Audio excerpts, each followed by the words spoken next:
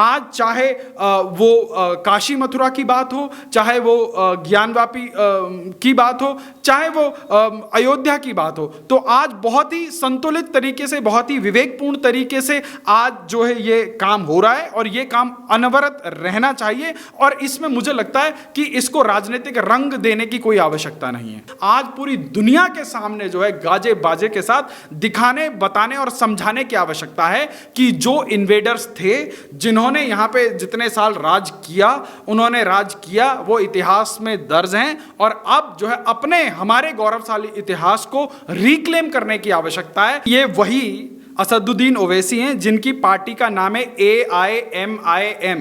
आप इस देश के अंदर शरिया की बात करेंगे और आप चाहते हैं कि इस देश का जो है बहुसंख्यक हिंदू आपको समर्थन करें। आज इस देश के नेताओं को तय करना पड़ेगा कि आने वाली पीढ़ी को वो किस प्रकार की राजनीति में धकेल रहे हैं। क्या वो दंगा युक्त राजनीति में धकेल रहे हैं, वो डिस्ट्रक्टिव राजनीति में धकेलना चाहते हैं, या कंस्ट्रक्टिव राजनीति में धकेलना चाहते हैं। नमस्कार, स्वागत है आपका हमारे चैनल पर। वाराणसी में ज्ञानवापी मस्जिद में आज पहले दिन का सर्वे पूरा हो चुका है। वहीं दूसरी तरफ आपको ये भी बता दें कि हिंदू पक्ष की तरफ से एक बड़ा दावा किया गया है, जिसमें हिंदू पक्ष का कहना है कि आज जो सर्वे हुआ है ज्ञानवापी मस्जिद के तहखाने में, वहां से मिली हैं खंडित मूर्तियां जो कि पहले भर दी गई थी, रेत से भर दी गई थी शरारती तत्वों के द्वारा। अब इसी में बात करने के लिए हमारे साथ मौजूद हैं वेद शर्मा जी। और सर, आप किस तरीके से देखते हैं आप उस पूरे मामले को कि ज्ञानवापी मस्जिद में जिस तरीके से सर्वे किया जा रहा है, हिंदू पक्ष का कहना है कि वहां से खंडित मूर्तियां मिली हैं? देखिए, ये बहुत वर्षों से जो है एक लंबित एक ऐसा विषय था। पहली बात तो जिस हम मस्जिद की बात कर रहे हैं और ज्ञानवापी अपने आप में ही कंट्रोवर्सी है। अब सोचिए, जिनके तंबुओं में मर गए उन्होंने मस्जिद का नाम जो है ज्ञानवापी रख दिया। पहली बात यही डाइजेस्ट नहीं होता।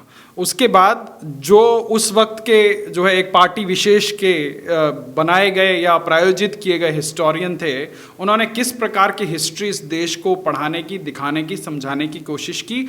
आज उसकी आवश्यकता थी कि इसके ऊपर बहस हो, इसके ऊपर रिसर्च हो, इसके ऊपर स्वाध्याय हो। तो आज जब जो है उस ज्ञानवापी में सर्वे चल रहा है, तो हिंदू पक्ष का अभी बयान आया है कि वहाँ पर जो सोचा गया था उससे बहुत ज़्यादा है। तो ये कहीं ना कहीं इतिहास को ढकने का, इतिहास को बदलने का, इतिहास को जो है खंडित करने का एक दुष्प्रयास कई वर्षों से चला।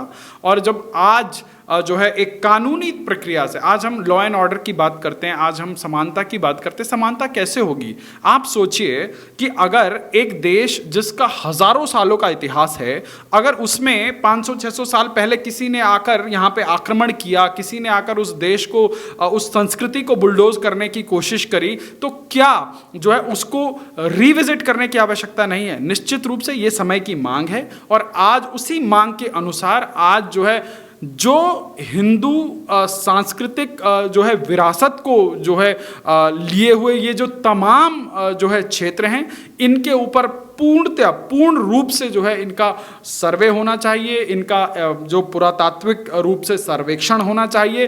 कम से कम दुनिया के सामने एक संदेश जाए कि हम एक ऐसे देश में रहते हैं जहाँ समानता, जहाँ का जो बहुसंख्यक समाज है वो सिर्फ समानता की बात नहीं करता, वो इंक्लूसिवनेस की बात करता है। और जब हम संवैधानिक रूप से सबका साथ, सबका विकास की बात करते हैं, तो मुझे लगता है कि ये जो इतने वर्षों से जो झूठ की चादर से जो हमारे ऐतिहासिक तथ्य छुपा कर रखे गए थे, आज पूरी दुनिया के सामने जो है गाजे बाजे के साथ दिखाने, बताने और समझाने की आवश्यकता है कि जो इन्वेडर्स थे, जिन्होंने यहाँ पे जितने साल राज किया, उन्होंने राज किया, वो इतिहास में दर्ज हैं और अब जो है अपने हमारे गौरवशाली इतिहास को रिक्लेम करने की आवश्यकता है। हमारी नेक्स्ट जनरेशन को समझाने की आवश्यकता यह है कि जो काशी का मान है, जो बनारस का सम्मान है, जिसको जो है इलाहाबाद के रूप में जो है महिमा मंडित कर दिया। अब आज बख्तियारपुर का नाम अगर चेंज करें तो लोगों को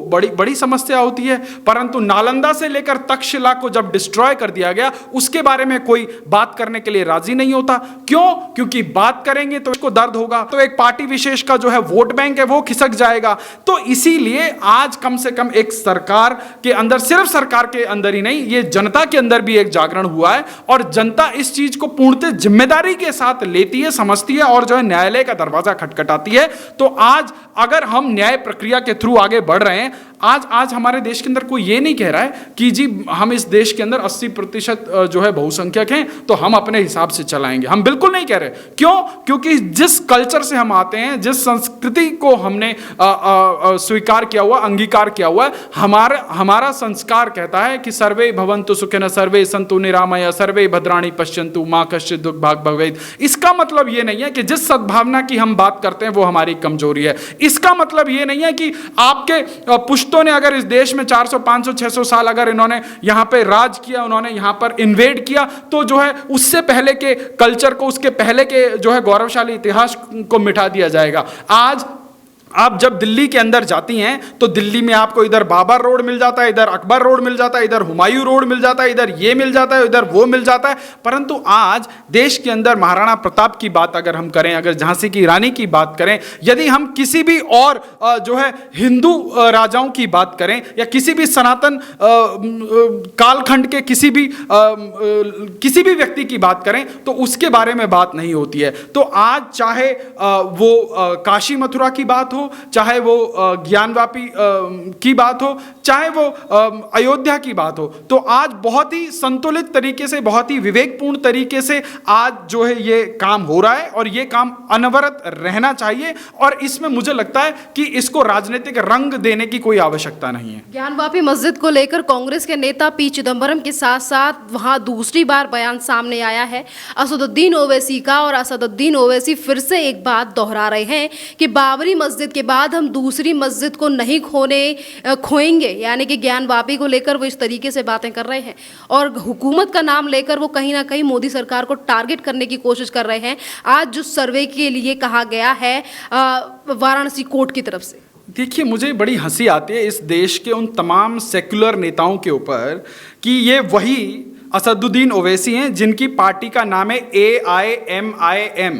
आप इस देश के अंदर शरिया की बात करेंगे और आप चाहते हैं कि इस देश का जो है बहुसंख्यक हिंदू आपको समर्थन करें। तो भैया ये जो दोगले किस्म का सेक्युलरिज्म है अब वो इस देश में नहीं चलेगा, क्योंकि इस देश के जो सोए हुए हिंदू थे कहीं ना कहीं उनके अंदर जागरण आ गया है, कहीं ना कहीं उनको समझ आ गई है कि हमारे ऐतिहासिक तथ्यों के साथ जो है छेड़छाड़ की गई। और उसके बावजूद पहले तो जो है अंग्रेजों ने जो कर लिया, उसके बाद ये जो 60 साल 65 साल जो इस देश के अंदर तुष्टीकरण की ठेकेदारी वाली सरकार चली, जो कंधे पे बिठाकर जो है राजनीति करती आई, आज कहीं ना कहीं उसको, अभी आप देखिए उदयपुर के अंदर एक चिंतन शिविर हो रहा है, उसी राजस्थान के अंदर जहां ये चिंतन शिविर हो रहा है, जब रामनवमी की यात्रा निकली तब उसके ऊपर पत्थरबाजी हुई, धारा 144 लगा दी गई। आज जो है ये इस देश के राजनेताओं को बहुत बड़े पॉलिटिकल करेक्टिवनेस की आवश्यकता है कि ठीक है आप अपना राजनीतिक एजेंडा चलाइए, पर इतना भी मत चलाइए कि जो है कल जो है आपको अपने ही अस्तित्व के ऊपर जो है खतरा आ जाए। दिल्ली के अंदर एक तथाकथित शिक्षा के क्षेत्र में क्रांति मचाने वाला व्यक्ति जमा 3-3.5 हजार से वोट जीतता है, पर दिल्ली की सड़कों पे दंगा मचवाने वाला व्यक्ति जो है 70,000 वोटों से जीतता है। तो आज इस देश के नेताओं को तय करना पड़ेगा कि आने वाली पीढ़ी को वो किस प्रकार की राजनीति में धकेल रहे हैं। क्या वो दंगा युक्त राजनीति में धकेल रहे हैं, वो डिस्ट्रक्टिव राजनीति में धकेलना चाहते हैं, या कंस्ट्रक्टिव राजनीति में धकेलना चाहते हैं। पर हां, अगर कोई भी पार्टी इस देश के अंदर अगर हम तुष्टीकरण की बात कर रही है तो मैं आपके चैनल के माध्यम से देश को पूरे जिम्मेवारी के साथ कहूंगा कि वो पार्टी इस देश के युवाओं के भविष्य को अंधकार में डालना चाहती है, वो पार्टी इस देश के भविष्य को बर्बाद करना चाहती है, वो सिर्फ और सिर्फ इस देश में दंगा फैलाना चाहती है। और दंगा कौन सी पार्टी फैला रही है पूरा देश देख रहा है, और इन दंगों से बचाने के लिए सबका साथ, सबका विकास, सबका विश्वास की बात कौन कर रही है, वो भी देश की जनता देख रही है। जिन लोगों ने इस देश के अंदर मुसलमानों को छलने का काम किया है, आज मुसलमानों के विरोध में जिस व्यक्ति को स्टीरियोटाइप किया जाता है, वो व्यक्ति आज देश के अंदर सबसे बड़ा अल्पसंख्यक मंत्रालय वो व्यक्ति बनवाता है अलग से। पुरानी सरकारों के मुकाबले सबसे ज्यादा बजट वो व्यक्ति देता है, उसके बाद भी अगर उस नेता को जो है इस देश के अंदर विपक्ष के लोग गाली देते हैं, तो मैं मानता हूं कि विपक्ष के नेताओं के पास ना नेता है, ना नीति है, ना उनकी नीयत है। तो आज देश की जनता को तय करना पड़ेगा, स्पेशली इस देश के मुसलमानों को तय करना पड़ेगा कि वो किस प्रकार जा रहे हैं, किस टाइप की राजनीति में जा रहे हैं।